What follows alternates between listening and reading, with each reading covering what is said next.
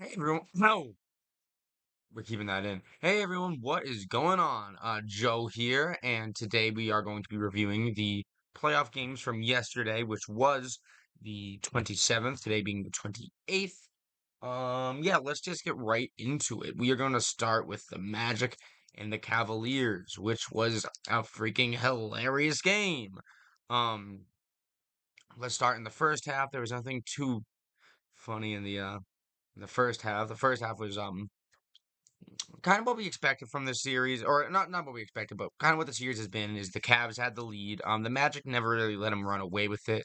There was one point where they were tied at 41, and then the Cavs made like a 9 point run. But the Magic managed to cut it down a little bit, get within a striking distance there. Their defense, their bench was playing well. Paulo Banchero wasn't really. Wagner was definitely their best player. Both of the Wagners actually they combined on quite a few shots. The chemistry between them um, was very evident.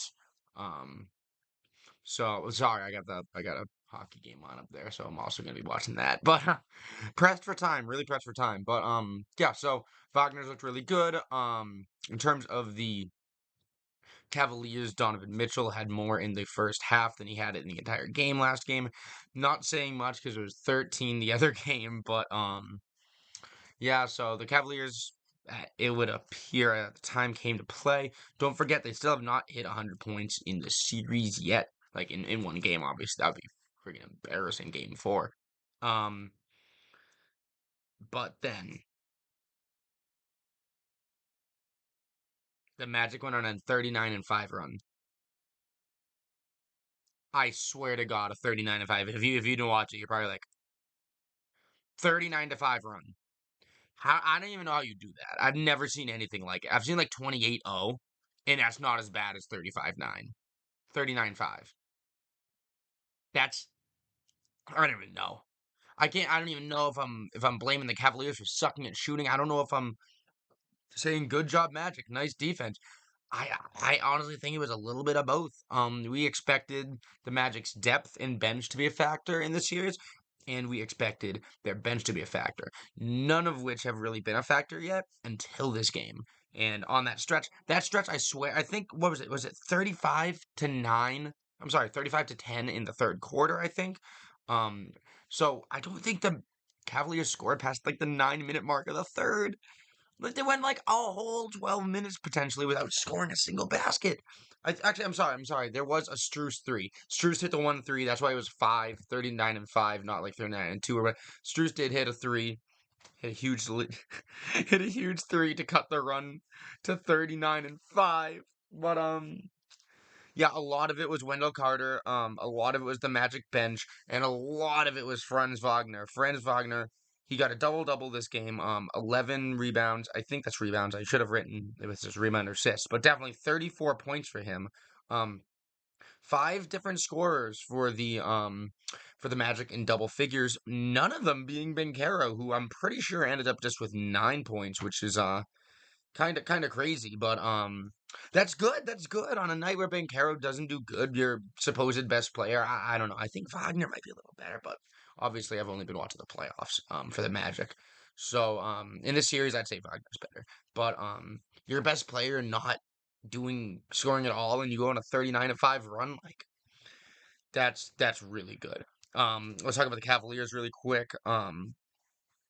Mitchell 18, Jared Allen 21, Mobley 14, Garland 14.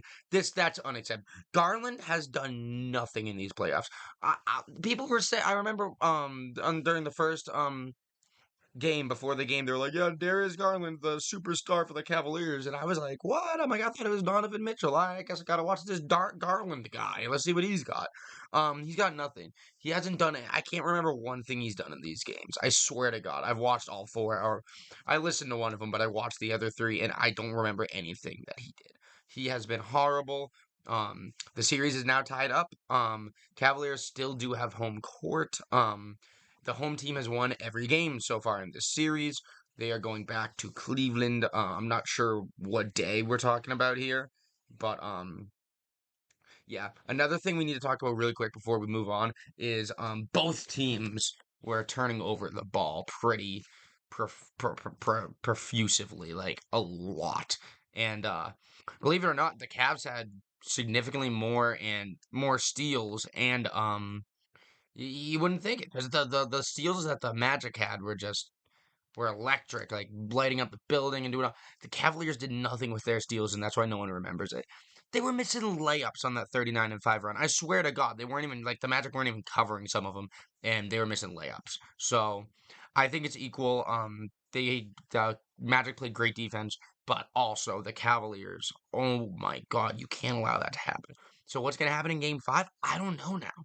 The Cavaliers had a firm grasp on this series, and I thought they were going to win regardless. I thought they were the better team before the series started. But, like, how do you come back from that? Like, how the hell do you come back from that? I figured that this game was going to be the Cavaliers' game, because they're like, oh, we just lost to the Magic. We gotta win Game 4. And I thought they were going to win Game 4 and 5 and win the series out. Did not happen. So if I had to take someone, I guess I'd take the Cavaliers just because they're home. But, like, I really don't want to after watching that crap.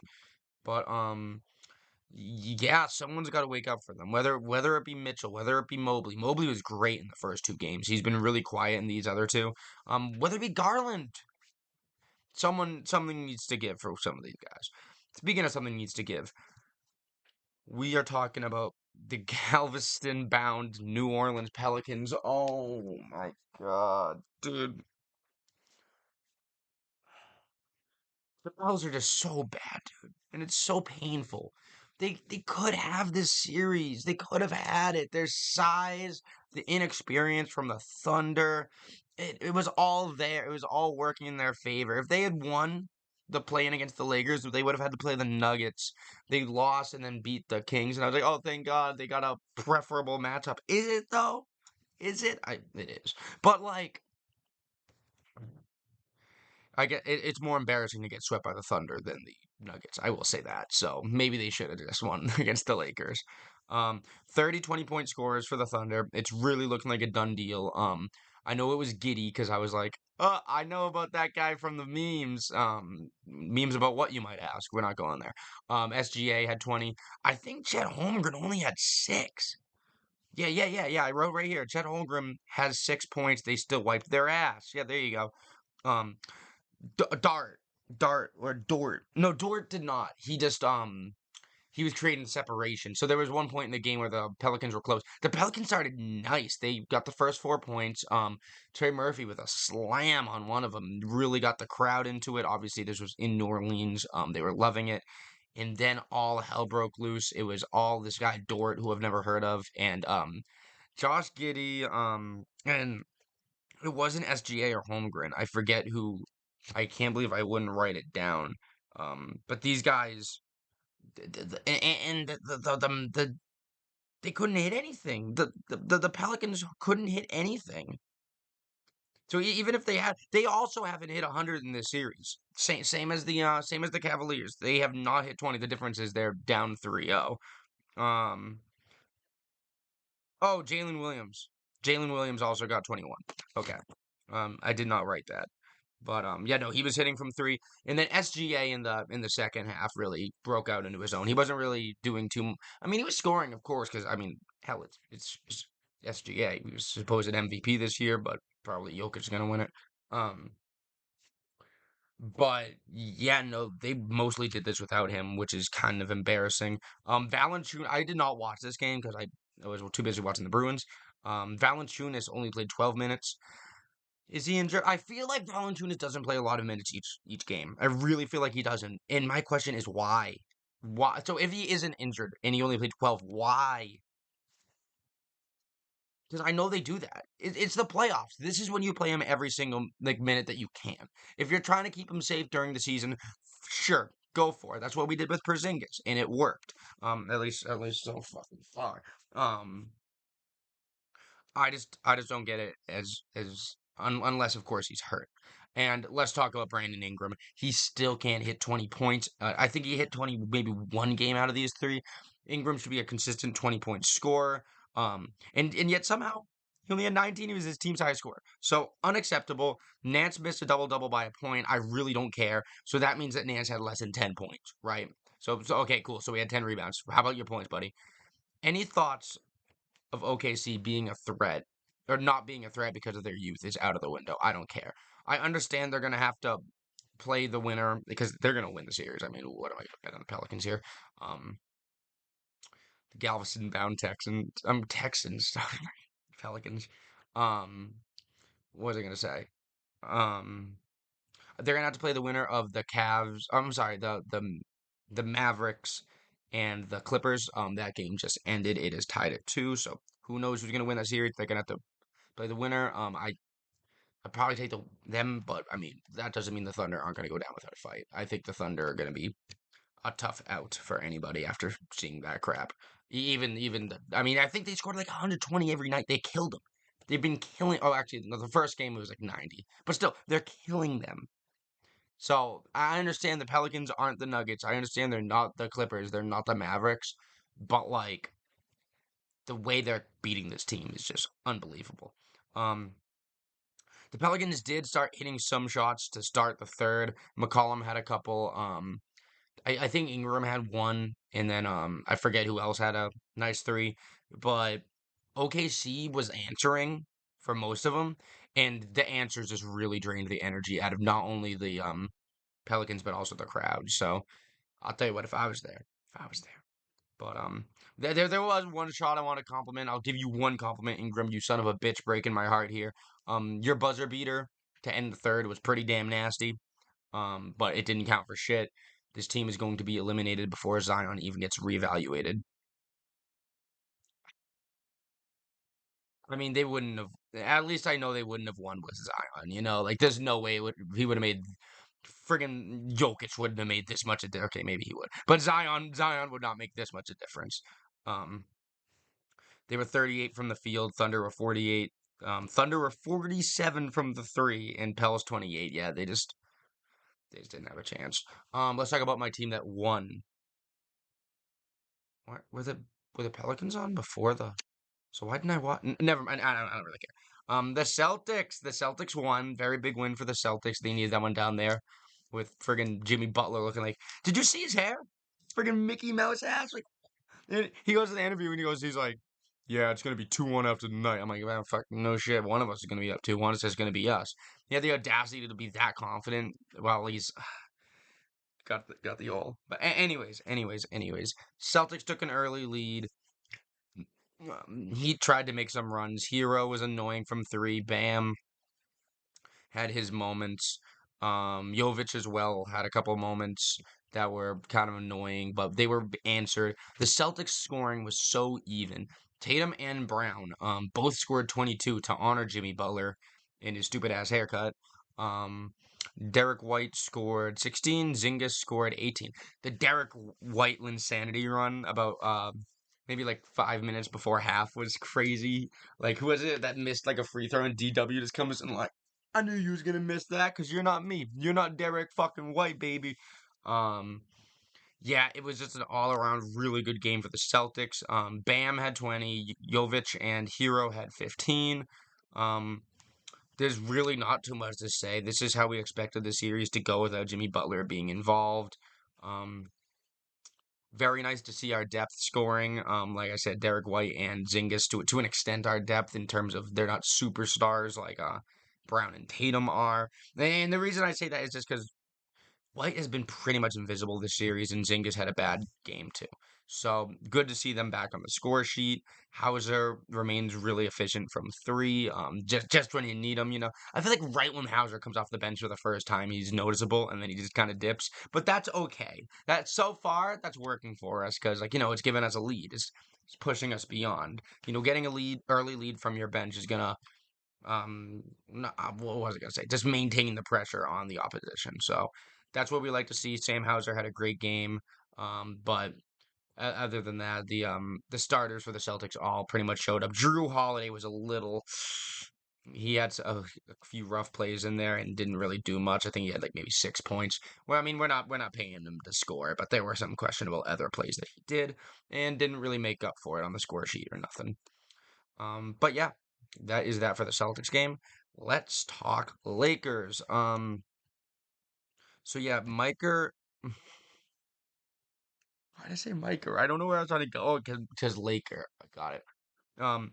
Mike said, "Let the people know the comeback incoming."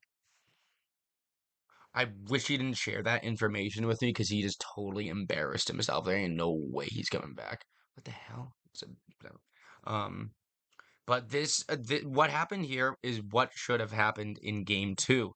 Then the series would be 2-2. Oh, wait, he just responded. Nah, but I'm just hoping. Got it.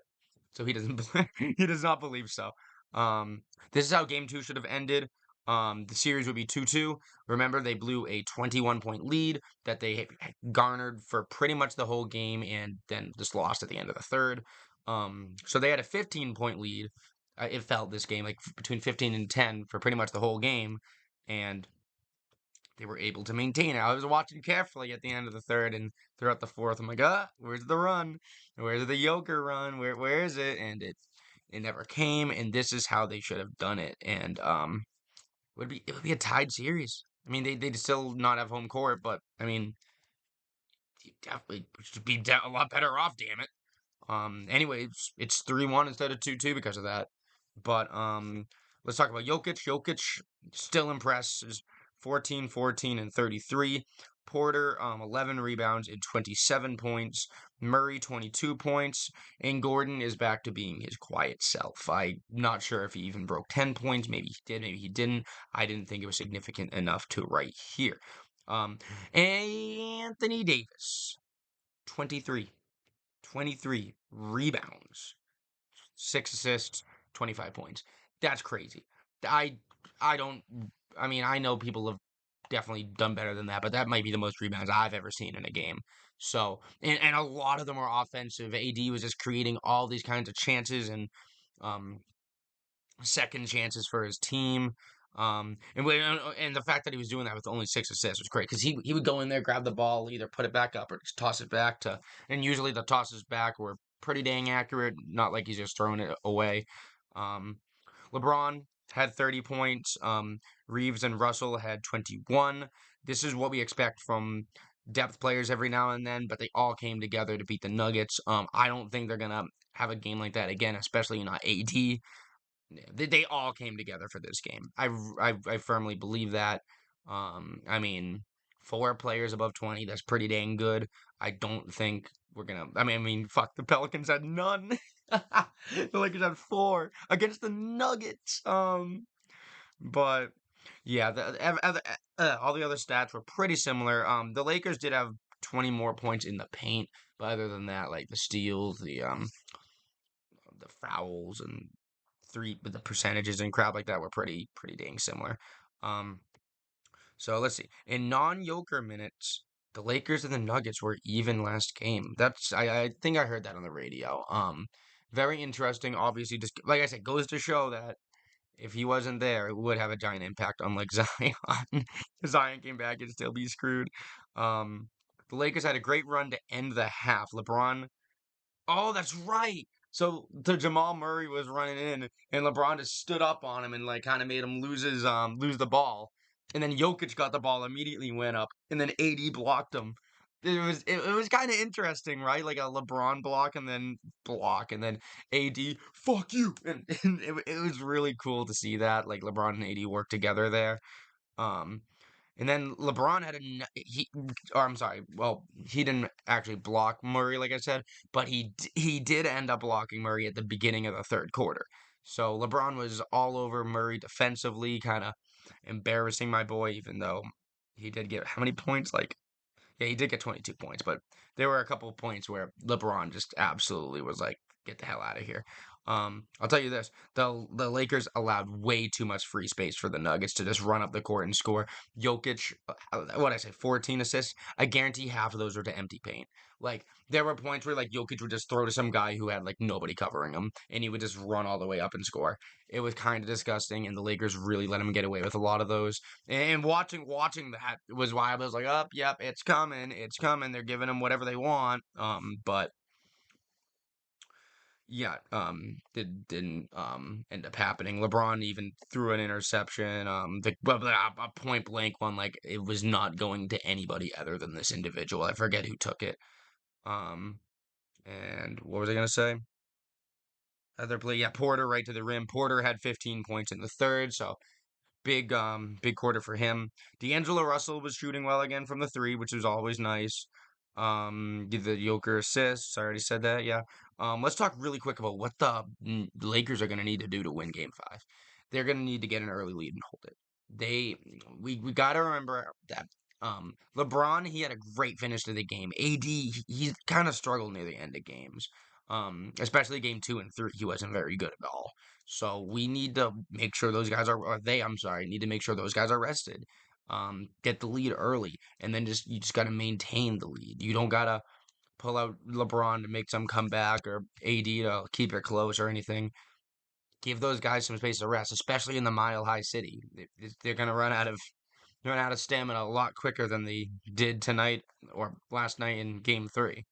So you got to maintain their minutes very carefully, but those guys are going to have to come out swinging very early on.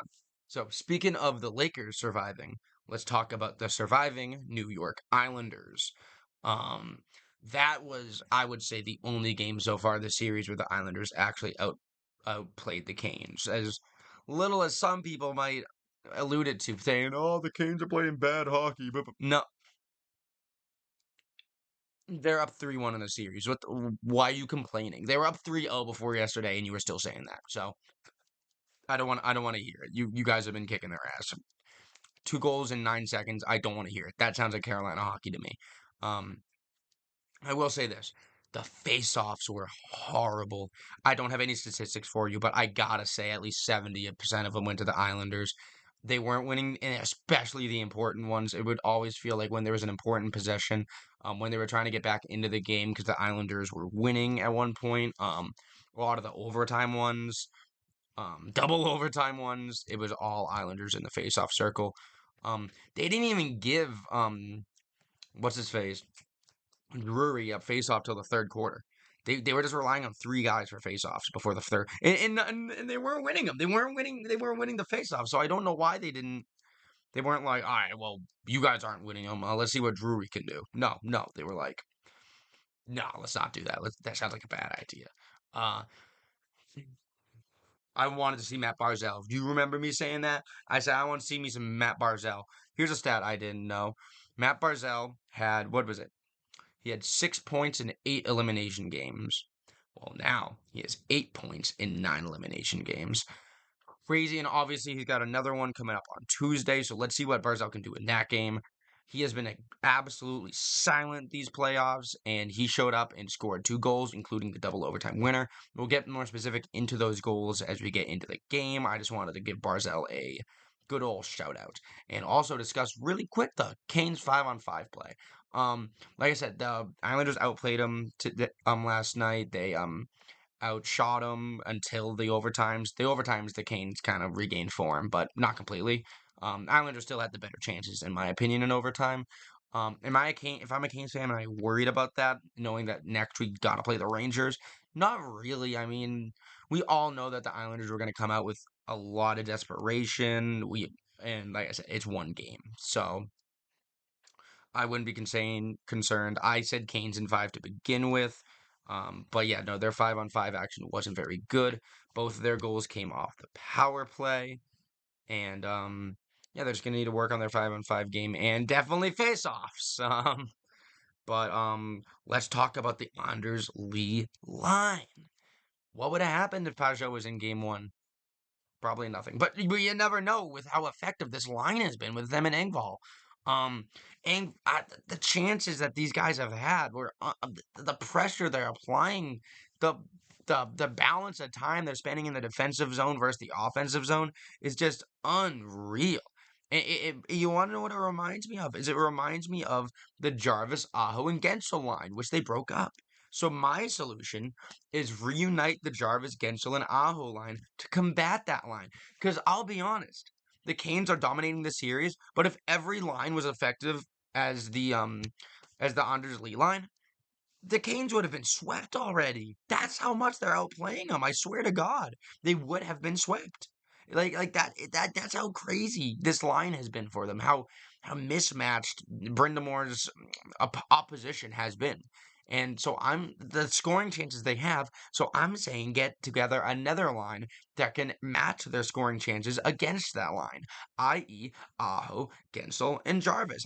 And Aho is a great two-way center, so it's not like you're giving up anything defensively there. Like if you were throwing Pasternak or something, you have that's a good matchup. I don't know why he broke up those lines. Oh yeah, because he wanted to get Svech going. That's right. I say you know what I say. But anyways, let's talk about some of the goal scoring here. That was a good rebound goal for Jarvis. A good rebound goal. Polak gave him that one. He handed it to him. So Polak was covering Jarvis, but then saw the puck go into the crease near Varlamov, and instead of covering his man, he went to go see if he could find possession of the puck. And the puck leaked out past him and to Jarvis, and before he could even react, it was past Varlamov. So I blame Pollock on that goal. It happens. I'm not saying that it was a horrible play by the guy, like let's demote him or anything, but yeah. Let's talk about the Barzell goal. He jukes Brady Shea. So I think this is a goal that Freddie should have. Um, but Shea, he was all over Barzell. Barzell does great deke there, some McDavid-esque skating, and gets it past Anderson. It's tied 1-1. And then guess what? Guess what line scored? Anders Lee wins the faceoff. Sneaky pass with a lot of sticks near him. Out to the point to Dobson. Shot, rebound. JG Pajot with his first goal of the playoffs. I know he only missed one game, but it still just feels great that a guy like that was missing the beginning of the playoffs, comes back and scores a big goal to put them up 2-1 in Game 4, where they're obviously down 3-0 in the series. Um, and they held that lead for quite a while until another, like I said, Kane's power play, where Nason just makes it look too easy. He makes it look too easy. Another rebound goal. I'm pretty sure. Oh no, that was the one. I don't know who passed it to him, but like he just like kind of tipped it in like that, like when they do it right between the goalie's pads, the good old 5-hole. He did one of those. He made it look way too easy, and yep, it was a tie game, and then ended up going to overtime. The pressure from the Canes was pretty insurmountable, I feel. But the Islanders did have a lot of answers for it. And they had some really nice scoring chances. Barzell was making all these kinds of chances. Freddie was huge for them again. Palmieri and Fashing. Oh my God, they were both in really close. Palmieri like charged the net, shot, and then it leaked out to Fashing. Or no, it leaked out to I forget who. It leaked out to someone else. Oh, Nelson, and then Nelson passes across the slot for Fashing. And Jesus, I don't know how Anderson stopped that. And then what was I gonna say? Yeah, after all those saves, it's a shame that the goal that went in was that. I mean, it was a Barzell deflection, I will say that. But we all thought it was Bertuzzo for quite a while. Everyone was like, oh, Bertuzzo, who had that on their bingo card? It was not Bertuzzo, it's Barzell again, double overtime. Everyone was exhausted. I guess Freddie just let a weak one in. If I'm the Canes, I'm confident that we're taking this in 5. We're going back to um, Raleigh, and I just don't see them dropping this one. I absolutely do not. And if you don't make a big deal out of this, absolutely do not. And also, I would make a bigger deal out of Tampa winning this game, and I hear less people talking about that, which is kind of crazy.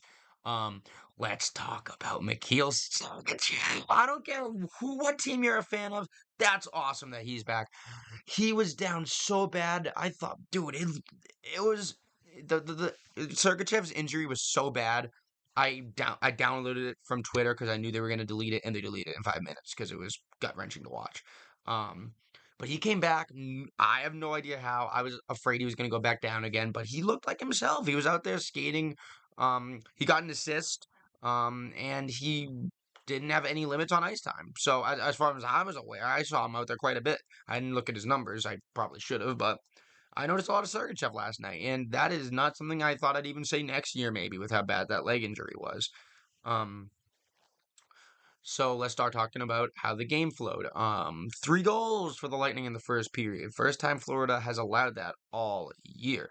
Um, the the, the, the first one came on the power play. The passing from the Lightning is just more unacceptable from the Panthers because it was happening right in front of Bobrovsky. Why is no one getting a stick on that?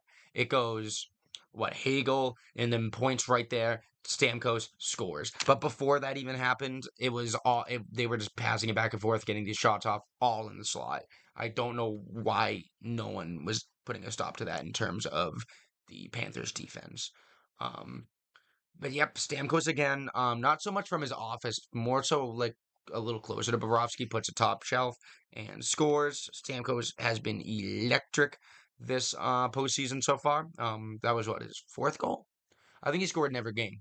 I think that was his fourth goal, which is for a player as old as he is. Good job, Stamkos. We know you're that good. We do know you're that good. Um, Panthers special teams, another blow. Hagel had a shorthanded goal.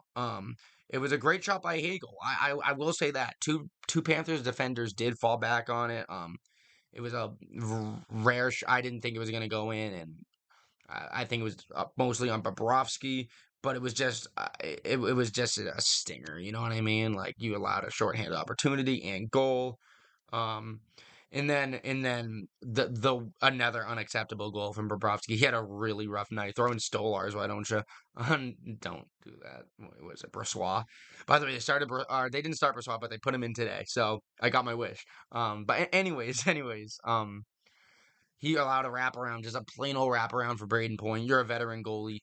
The reason that Point wraparound, I guarantee it, is because it was so evident that Bobrovsky was like leaning so far toward the left, um, and he knew that he could get him on the right. So I don't know why Bobrovsky committed that far to the left. It always confuses me. However, what I will say is the first Tampa goal was 5-on-4, second Tampa goal was 4-on-5, and the third Tampa goal was 4-on-4. Not good, not good for the Panthers that they are weak in those spots. So they didn't allow any 5-on-5 goals, which is, say what you want about Tampa, but you know the Panthers got to be better on special teams, and that's hopefully all they worked in practice today. Um, yeah. So Bob was really sketched this period. Oh yeah, that's right. So there was one point where Bobrovsky thought it was icing, but it wasn't, and it bounced off. He had his hand up, and Hedman came in for the shot. Bobrovsky realized it wasn't icing and was like, ah, ducked, and he got the shot. Um, but yeah. Second period begins. Great rush from Florida to get in. Mikkola has a S tier chance, and Vasi stones him. So the goaltending war goes back and forth. Borowski has an off night. Vasi's like, I'm going to make this big ass save. However, the floodgates did open for Vasilevsky. Verhaeghe picks his pocket. It's like right here. I'm pretty sure it was like right here under his armpit. Very clever, right up on the net. Great aim. Verhaeghe remains a thorn in Tampa's side. Former Tampa Bay Lightning member Carter Verhaeghe as well. So that was pretty crazy. And then there's 3-1.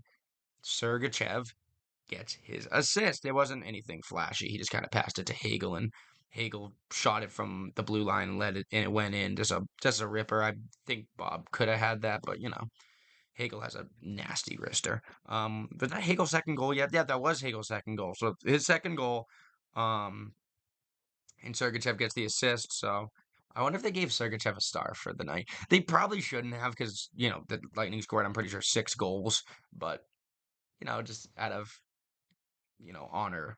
Dude, imagine being in that arena, you didn't know he was playing, and then they announced it. It's crazy. Um, oh yeah, the Reinhart goal. So there was I think it was on the power play. There was like a big rush in front of the net. I think Dumba should have had this. I think his stick might have been under Vasilevsky or something, because I don't know how he didn't get a stick on it. But Reinhart saw it in all the chaos, shot and scored. I'm putting this one on Dumba, honestly.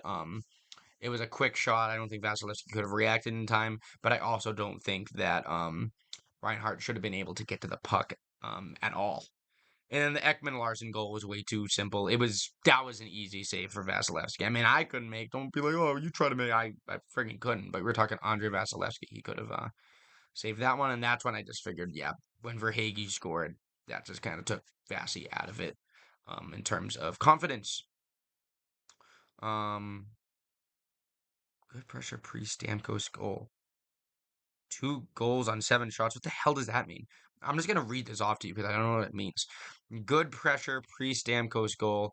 2 goals on 7 shots. Oh, Stamkos had 2 goals on 7 shots. So that's my way of saying Stamkos had 7 shots. We already know he had 2 goals. Oh. It was just to maintain a pressure. Understood. I thought I was talking about the first goal. Nope, the second Stamkos goal. Good pressure. Stamkos gets it in again. He was just shooting the puck. And I'm curious if we're gonna see that again in Game 5. If Stamkos has that same mindset, it obviously seemed to have worked. Kucherov had 0 shots on net. I don't know if he's deciding to play the game a little bit differently or if they're just blocking all of his damn shots. But why is Kucherov not shooting it? Like, you saw what you did in the regular season, right? You saw how elite of a scorer you were, and you're just not gonna. I don't know. And then the last goal was the Nick Paul goal. Great backhander from Nick Paul. He remains to be, in my opinion, one of the best depth pieces in the league in terms of being underrated and just being on a team that needs depth, like Tampa. You have plenty of teams like the Stars and the Canes who have a crap ton of depth. Tampa doesn't really have all that depth, but Nick Paul is a perfect depth piece, and he showed why. Perfect puck handling in the slot. Um, these two teams are really equal to each other. I know the series doesn't say so in terms of who's won how many games.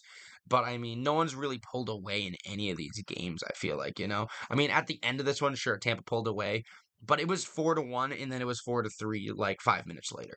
So these teams are very evenly matched. Obviously, that being said, every night's like a 50-50 in my opinion, and the 50s were not favoring Tampa in the beginning, and I would be surprised if they ended up favoring them that heavily to continue.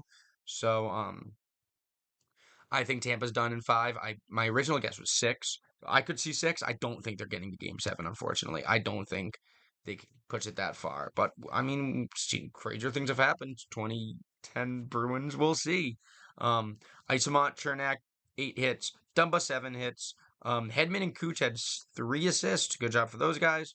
Cooch, like I said, not shooting the puck. I mean, I guess it worked tonight, but I still want to see you score. It's been 4 games. What the hell? Hagel, 2 goals and an assist. Point, goal, and 2 assists. Kucherov, the year shots on goal. Why the hell? And yeah, Tampa finally matches Florida physically.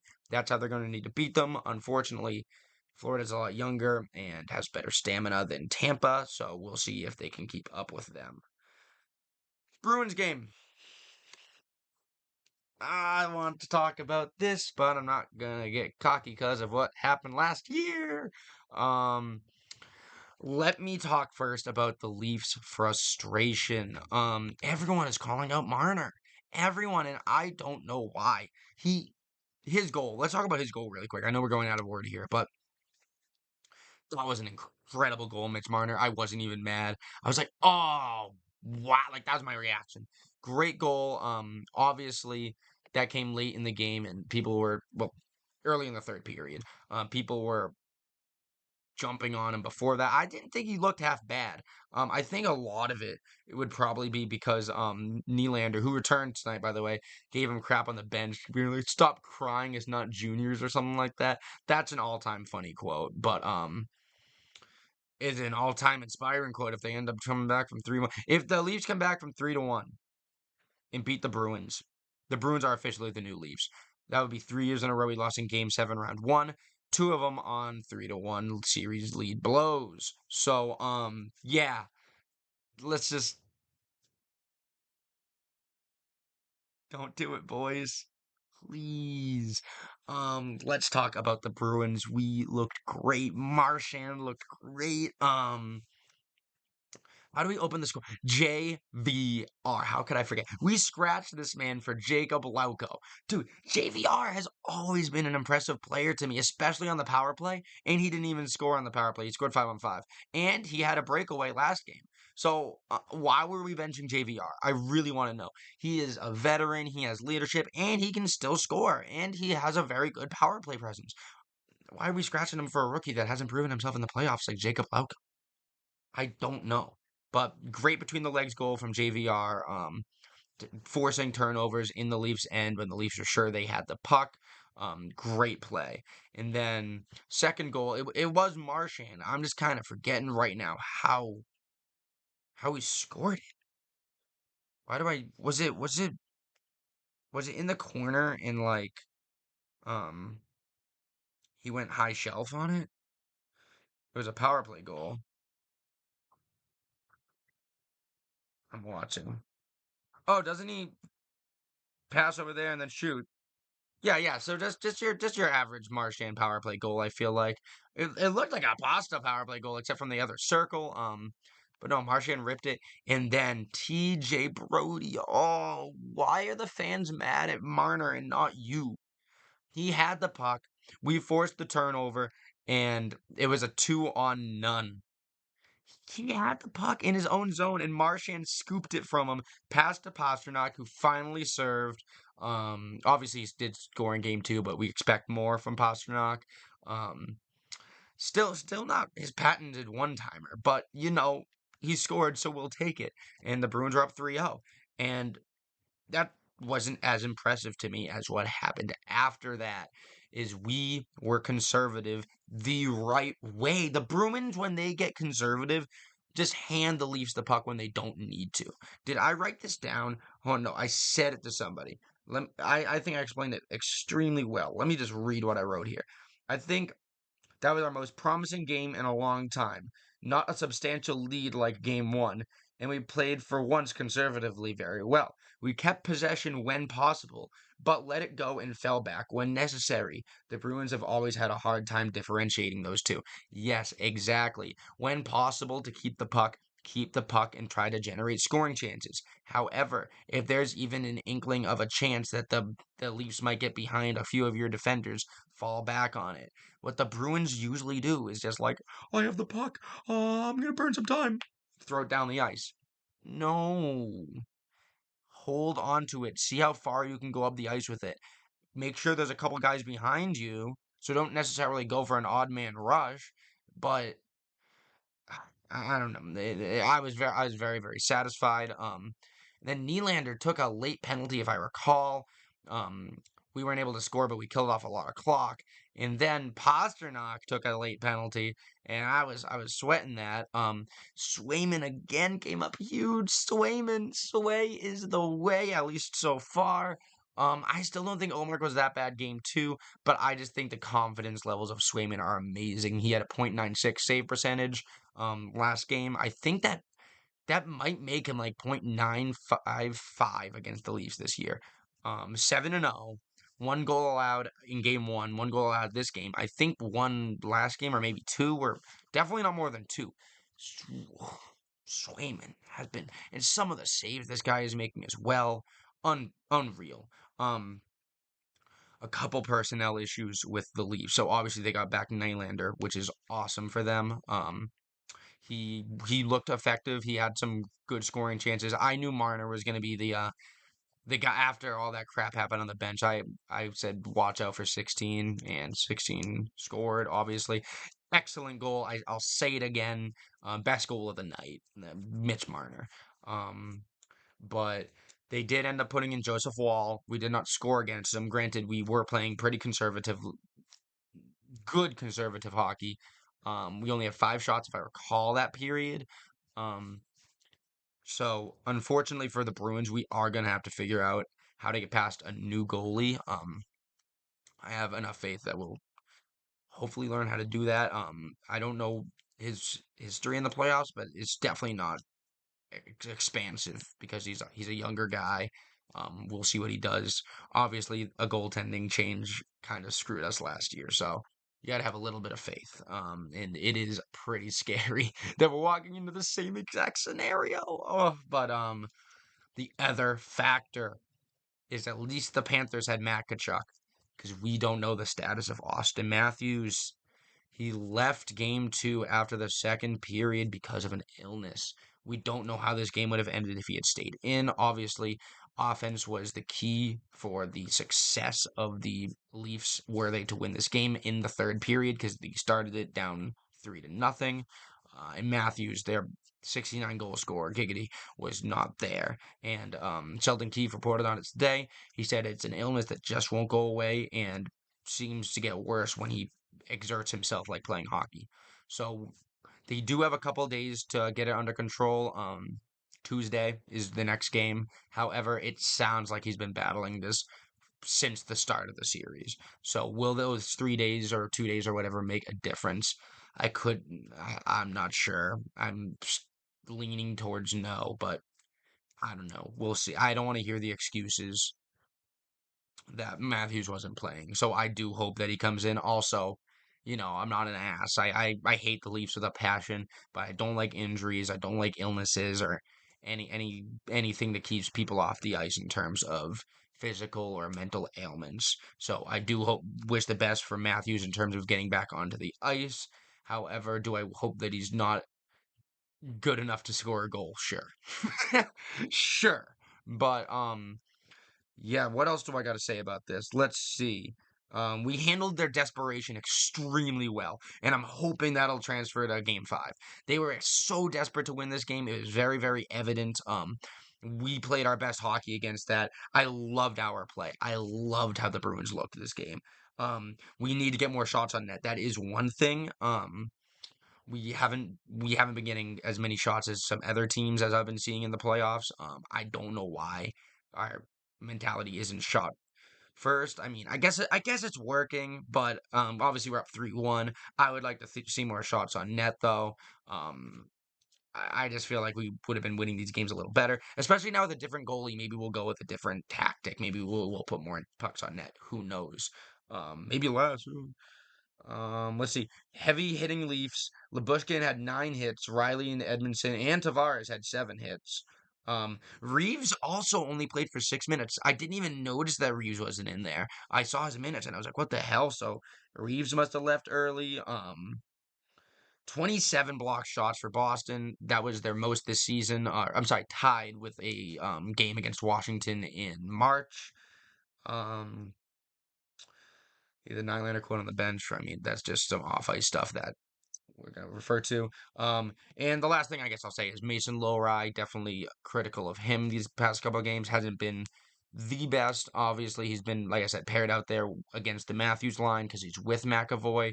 But this is good experience for him. I don't dislike Lohrei because of this. He's a young guy. It's very good that we're getting him this experience. Hopefully, the Bruins are able to exercise past their demons of last year and get past the first round this year and give Lohrei even more playoff experience to build on for when we become a bigger depth team with better centers and a cup contender once again. Because I think we're losing second round if we do get past first round, regardless. Um, but yeah, because we're supposed to get a lot of cap space in the offseason, so hopefully next offseason we'll pick up some real big guys because I still think I mean you get a couple centers in there and we're good to go for another cup, especially because we're getting rid of some of our defense and hopefully bringing in a couple new guys on defense. So, but that's for another time. That's for another time. Also, the Omar contract will hopefully be gone. But let's talk about that Stars game. What a game, huh? That was the shots for the Stars. What was it like 18-2 to start the game? Um, it was 9:39-5 magic run type crap. Let's see. There were so many Stars players that had excellent games. Miro Hiskinen is definitely one. Even had he not scored that goal, might not have even been like his most impressive moment. He had some really good moments. They gave Jason Robertson a star, and they did give Logan Thompson one. Logan Thompson, oh my God, that might have been other than Bobrovsky game 2, I think. the best performance of a goalie this postseason. Even maybe even better than that. Nothing is beating the save that Bobrovsky had there, individually, but as a whole, maybe it was better. Who knows? Um, but Logan Thompson had a crazy game once again, diminishing the accomplishments of Adin Hill, which I enjoy because I always thought he was a little overrated. Heiskanen, the odd man rushes in this game, the breakaways in this game, the Vegas defense in this game was terrible, absolutely atrocious. This was the best game I've seen from Tyler Seguin in a long, long time. He had like 3 to 4 breakaways and powered even more of them. Like it was outstanding play by the Dallas Stars, and yet they gave Jason Robertson with 2 assists the second star. I didn't get it. I didn't get why they gave Robertson a star. Not that he was bad or anything, but there were players who I just was blown away by on the Dallas Stars, and this game Robertson was not one of them. But yeah, let's see. All right, so the game started. Hiskinen's shot, and then Harley with the rebound right in close on Logan Thompson. If you remember that, if you saw it, you remember that. That was crazy. Like maybe like 5 minutes in. Thompson, like I said, he had some crazy saves, a lot of them too. And then finally, the first person to beat him was Wyatt Johnston. Thompson had no idea where the puck was. Johnston did. It was down in front of the net, and he just puts it home over Thompson and broke the seam. And we hoped that that would continue. Um, it did eventually, but not right away. Let's see. Yep, Vegas could not handle the puck. Dallas was picking it off their sticks so easily too. By the way, like I'm talking so like they would just like that like a Dallas defender. I'm sorry, a Vegas defender would just have it like at the blue line, and then a Dallas guy would just go and just run away with it. Um, I would say the only line, in my opinion, that was really nice tonight for Vegas was the Barbashev, Eichel, and Marchessault line. They had quite a few opportunities even early in the game when Vegas wasn't getting shots away. Um, and then the second goal for the Dallas Stars, Dodonov and Seguin go not a breakaway, but definitely an odd man rush, and they decide to go all the way back to Heiskanen unexpectedly, and he just beats Thompson because once again Thompson just didn't see it coming, did not expect that shot to come off, didn't expect Heiskanen to even be part of that play, but he was. So great passing and great veteran presence from Dodonov and Seguin to plan that accordingly like that. It was a brilliant goal, and honestly, if it wasn't for Logan Thompson, these guys would have been up big time in game 3. So thank God for Logan Thompson, right? Because then we probably would have had to see Adin Hill. Oh, I'm such a hater. I am such a hater. Um, but yeah, Vegas had a power play. Dallas had more chances than them on their own power play, and it wasn't even close. And that was how the first half of the game went. The second half of the game almost immediately started with a 4-on-4, and the Knights basically immediately scored. Brandon McNabb, top corner of the net. Can't blame Ottinger too much for it. Could he have got it? Yeah, but it was a snipe. It was a far out goal. But McNabb knew exactly where he was trying to put that thing. I think it was very, very impressive work from him. And from there on out, Vegas controlled the game at least for a while. And I think it's ironic that we were laughing about breakaways and such against the Knights because the Knights finally got their own singular breakaway.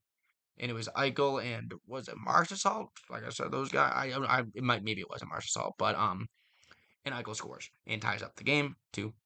So Ottinger once again just I don't want to say he had a bad game, but definitely not to the level of the guy in the other goalie net. I don't even know what I was going for there. Let's talk about that goal though, because it was that breakaway was easily avoidable. You got Roope Hintz at the blue line, and you're on a power play, right? That's like I said, shorthanded. And all of a sudden the puck becomes free in front of Thompson. And Hintz goes in because he thinks he can make a play on it. Come in unexpectedly, go up 3-1. No one replaces Hintz at that blue line. So the only one at the line is Heiskanen. And there are multiple Vegas players behind every other star player. So you have to have that awareness. The Stars have to have that awareness, at least someone else on the power play that, hey, Hintz is coming in, I'm going to go back out. So Dallas needs to work on their power play and limiting those chances. Because they were playing so great that the fact that they made that mistake, it just clearly is something that they're going to be doing and need to work on. So Dallas, fix your power play. And then I think that was all in the second. I'm pretty dang sure. Um, 30 shots for Dallas halfway through the second, by the way. I did leave out the shots. The shots were absolutely disgusting for Dallas halfway through the second. Um, yeah, I don't have any notes on the third or anything after that because it was very much a um just a close game.